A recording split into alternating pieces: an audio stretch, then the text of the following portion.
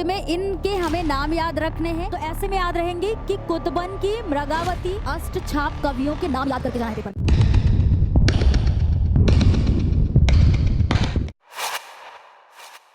Hello everyone, this is Divyanshi, welcome to Gyanoday के गुरुजी। बच्चों, आज की इस क्लास में हम लोग हिंदी पद्य साहित्य से संबंधित सभी महत्वपूर्ण रचनाओं को करेंगे, जो कि एक ही क्लास में हम लोग हिंदी पद्य साहित्य से जितनी महत्वपूर्ण रचनाएं हैं एक क्लास में हम लोग कवर करेंगे। और ये ऐसी रचनाएं हैं जिनका पूरा चांस बनता है कि आपके बोर्ड एग्जाम में आपको ये देखने को मिल सकती हैं रचनाएं। तो सारी रचनाएं आपके लिए बहुत ही ज्यादा महत्वपूर्ण है। तो चलिए हम लोग देखते हैं कि भाई हिंदी पद्य साहित्य में हम लोगों को क्या क्या इंपॉर्टेंट पढ़ना है और जानना है, और जहां से ये क्वेश्चन बन सकता है, ये सारी चीजें हम लोग देखेंगे। तो हिंदी पद्य साहित्य में अगर बात करें तो सबसे पहले तो हमारे लिए ये इंपॉर्टेंट होता है ये जानना कि भाई हिंदी पद्य साहित्य में इनके हमें नाम याद रखने हैं, यानी कि इन काल के नाम याद रखने हैं, जो कि ये चार काल। जैसे कि हमारे क्या है कि सबसे पहले है आदिकाल। ठीक है, आदिकाल को हम लोग वीर गाथा काल के नाम से भी जानते हैं, ऐसे भी याद रखिएगा। ठीक है, आदिकाल को वीर गाथा काल भी कहते हैं। और हमारा जहां से प्रश्न बनता है, मेन जहां से क्वेश्चन बनता है कि कभी-कभी ऐसे पूछ लेता है कि भाई इसकी समय अवधि क्या है ना, टाइम पीरियड क्या है, तो याद रखेंगे आदिकाल का या वीर गाथा काल का समय क्या है भाई, सन 743 ईस्वी से 1343 ईस्वी तक, ऐसे क्वेश्चन बनता है। या कभी-कभी आ जाता है कि भाई भक्ति काल की समय अवधि क्या है ना, जिसे हम लोग क्या बोलते हैं कि पूर्व मध्यकाल, यानी कि पहले आदिकाल जिसको वीर गाथा काल के नाम से जानते हैं, फिर होता है भाई दूसरा क्या है पूर्व मध्यकाल जिसको भक्ति काल के नाम से जानते हैं। और ये इसमें यहां से ऐसे क्वेश्चन बनता है कि भाई इसकी समय अवधि क्या है ना, से भाई टाइम पीरियड इसका क्या है, तो सन 1343 ईस्वी से 1643 ईस्वी तक। एंड उसके बाद आता है हमारा उत्तर मध्यकाल।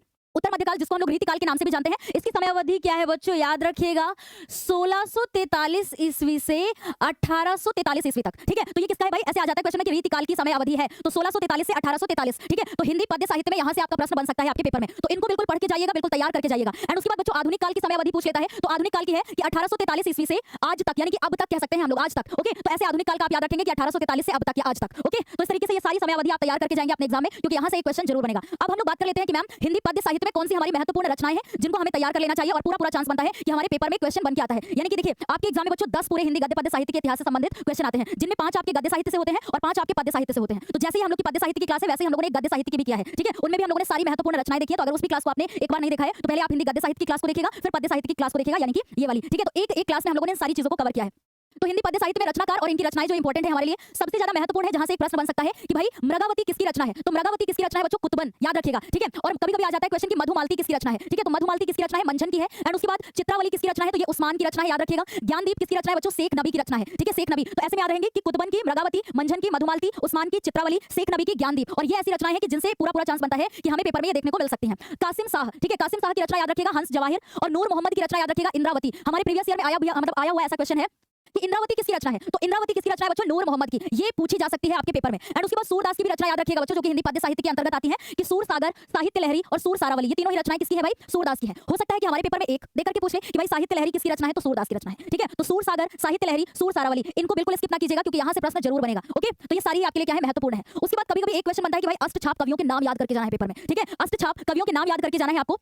तो जिसमें भाई कि सबसे पहला क्या है, सूरदास। ठीक है, सूरदास। दूसरे नंबर पे किसका नाम है, नंददास। तीसरे नंबर पे किसका नाम है भाई, परमानंद दास। यानी अष्टछाप कवियों के अंतर्गत नाम से ही पता चल रहा है मैम 8 कवियों के नाम पता होने चाहिए। और इन 8 कवियों में सबसे पहले है सूरदास, दूसरे है नंददास, तीसरे है परमानंद दास और चौथा है भाई कृष्णदास। ठीक है, 5वें नंबर पे कौन है, कुंभनदास, चतुर्भुज दास, छीत स्वामी और गोविंद स्वामी। इन 8 कवियों के नाम याद रखिएगा, क्योंकि कभी-कभी ऐसे प्रश्न बन के आ जाता है कि भाई अष्टछाप कवियों में से एक है और 4 ऑप्शन मिल जाते हैं। जब हमें इन 8 कवियों के नाम याद रहेंगे तो उस वक्त हमारा प्रश्न सही हो जाएगा। ठीक है, और एक प्रश्न आना ही आना है बच्चों, एक प्रश्न जरूर आएगा कि भाई अष्टछाप कवियों में से एक क्वेश्चन जरूर आएगा आपके एग्जाम में। ठीक है, और रीतिकाल के प्रमुख कवि और उनकी रचनाएं आप देख लेते हैं, जो कि रीतिकाल हमारे लिए बहुत महत्वपूर्ण है। तो इसमें देखते हैं रचनाकार देखेंगे और इनकी रचनाएं देखेंगे। बहुत इंपॉर्टेंट है बच्चों, केशवदास। केशवदास की रचना बिल्कुल याद करके जाइएगा। एक तो है रामचंद्रिका और दूसरी है कविप्रिया। कभी-कभी ऐसे क्वेश्चन आ जाता है कि भाई कविप्रिया किसकी रचना है या रामचंद्रिका के रचनाकार है, ऐसे आए हैं प्रश्न पिछले वर्ष में, इसी तरीके से आए हैं प्रश्न कि रामचंद्रिका के रचनाकार है या कविप्रिया किसकी रचना है, तो किसका नाम आपको याद रखना है, केशवदास। ठीक है, और देव की रचनाएं बहुत इंपॉर्टेंट है, जो कि रीतिकाल कवियों में से एक माने जाते हैं। कौन, कविदेव। ठीक है, कविदेव, इनकी याद रखिएगा, भाव विलास, भवानी विलास, कुशल विलास और रस विलास।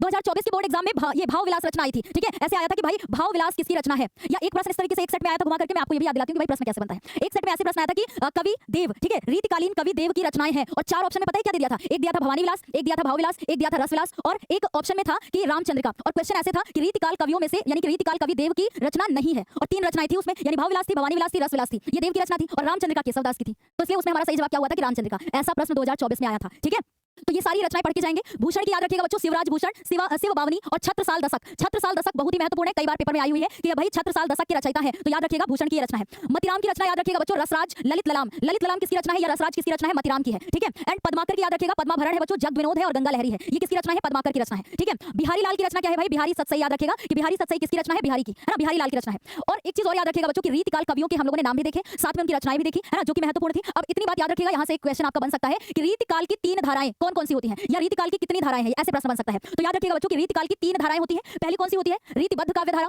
दूसरी होती है रीति सिद्ध काव्य धारा और तीसरी होती है रीति मुक्त काव्य धारा, है ना? क्योंकि यहाँ से भी एक क्वेश्चन इस तरीके से बन के आ सकता है आपके एग्जाम में। तो हम चाहते हैं कि हमारे बच्चे बिल्कुल लास्ट टाइम में इन रचनाओं को जरूर पढ़ करके जाएं। तो अभी से आप अगर इनको तैयार करेंगे, एक कॉपी या पेज पर लिखेंगे और हर दिन लगातार इनको थोड़ा थोड़ा समय देंगे तो ये आपको बिल्कुल याद हो जाएंगी और पेपर में जाने से पहले भी इनको एक बार पूरा रिवीजन करके जाएं। और यकीन मानिए कि इन्हीं में से आपको प्रश्न आपके एग्जाम में मिलेंगे। अब रीतिकाल की कवियों में अब ध्यान में रखिएगा कि भाई रीतिकाल के बारे में हमें ये चीज ध्यान में रखना है कि मिस्र बंधुओं ने रीतिकाल को अलंकृत काल कहा है। अब मैं आपको बताऊं कि यहाँ से प्रश्न कैसे बनेगा, मैं आपको बताती हूँ कि यहाँ से कैसे प्रश्न बनेगा। 2024 में ऐसे प्रश्न आया था कि रीतिकाल को अलंकृत काल किसके द्वारा कहा गया है, ऐसे प्रश्न आया था। कैसे आया था कि रीतिकाल को अलंकृत काल किसके द्वारा कहा गया है, तो आपको याद रखना है कि भाई मिस्र बंधुओं के द्वारा। और मैं मिस्र बंधु का नाम आया ना तो हमें ये भी याद रखना है कि भाई मिस्र बंधु नाम के 3 भाई थे। आपने पहले भी पढ़ाया है कि मिस्र बंधु नाम के 3 भाई थे, गणेश बिहारी, श्याम बिहारी, सुखदेव बिहारी, और तीनों मिलकर के रचनाएं करते थे, याद रहेगा। तो 2024 में ऐसा ही क्वेश्चन आया था कि भाई रीतिकाल को अलंकृत काल किसके द्वारा कहा गया, तो मिस्र बंधुओं ने कहा है रीतिकाल को अलंकृत काल। और हो सकता है कि 25 में ऐसा प्रश्न आ जाए कि रीतिकाल को श्रृंगार काल किसके द्वारा कहा गया, तो याद रखना मेरे बच्चों विश्वनाथ प्रसाद मिश्र के द्वारा कहा गया है श्रृंगार काल। और कला काल किसके द्वारा कहा गया है, तो रमाशंकर शुक्ल रसाल के द्वारा कला काल कहा गया है, ठीक है, ये नाम दिए गए हैं। तो ऐसे में याद रहेगा अलंकृत काल मिश्र बंधुओं के द्वारा, श्रृंगार काल विश्वनाथ प्रसाद मिश्र के द्वारा और कला काल रमाशंकर शुक्ल रसाल के द्वारा कहा गया है, ठीक है।